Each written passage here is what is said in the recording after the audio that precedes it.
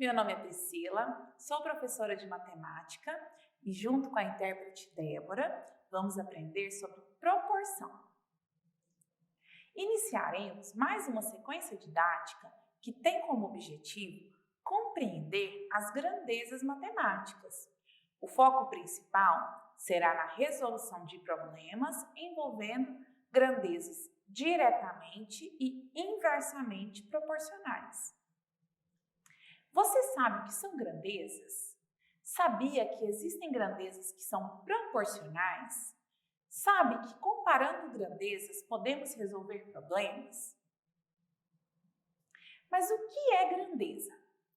É tudo aquilo que podemos medir ou contar. Por exemplo, número de alunos em uma sala de aula, preço de um produto, capacidade de um recipiente, velocidade de um automóvel, altura de uma pessoa e tempo gasto para fazer um percurso. Grandezas diretamente e inversamente proporcionais. Para que duas grandezas sejam diretamente proporcionais, verificamos se a razão entre elas é sempre a mesma. Por exemplo, a quantidade de pedreiros e tempo para terminar a obra. Agora vamos ver quando duas grandezas são diretamente ou inversamente proporcionais. Para que duas grandezas sejam diretamente proporcionais, verificamos se a razão entre elas é sempre a mesma. Por exemplo, quantidade de pedreiros e metros quadrados de muro construído. Quanto mais pedreiros estiverem trabalhando, mais muro será construído. E para que duas grandezas sejam inversamente proporcionais, uma varia na razão inversa da outra.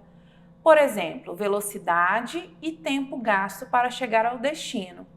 Quanto mais rápido a pessoa vai, quanto mais ela aumenta a velocidade, menos tempo ela vai precisar para chegar ao destino dela. Então, essas grandezas são inversamente proporcionais. Vamos ver um exemplo. Uma lanchonete vende um salgado por R$2. Podemos dizer que o valor a ser pago é proporcional à quantidade de salgados consumida? Sim, pois se eu comprar um salgado, vou pagar R$2. Se forem 2 salgados, esse valor aumenta para R$4. Se forem 3 salgados, aumenta para R$6 e assim por diante. Então, essas grandezas, elas são diretamente proporcionais.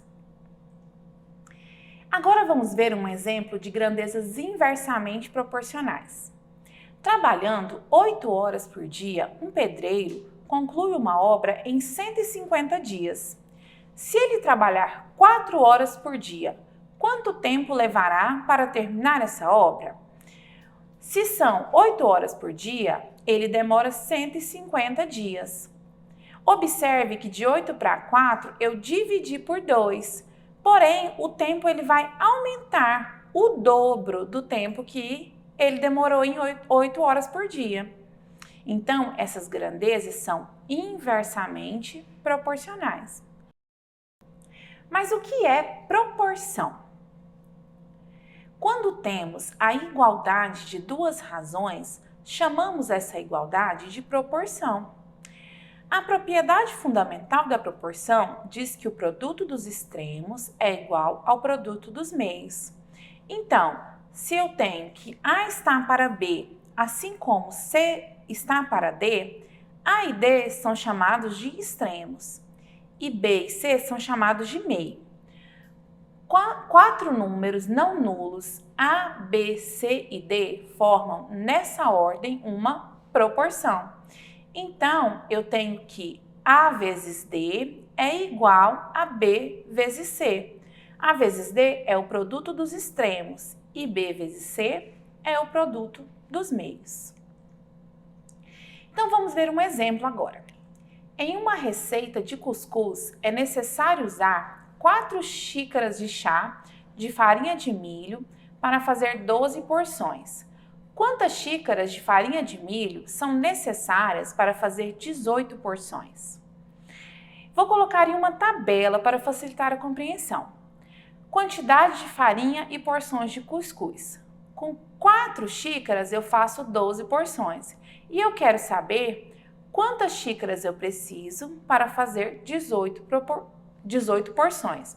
O valor desconhecido vamos chamar de X. Observe que essas grandezas são diretamente proporcionais, pois quanto mais farinha eu usar, mais porções eu vou conseguir fazer. Então, formamos uma proporção. 4 está para X, assim como 12 está para 18.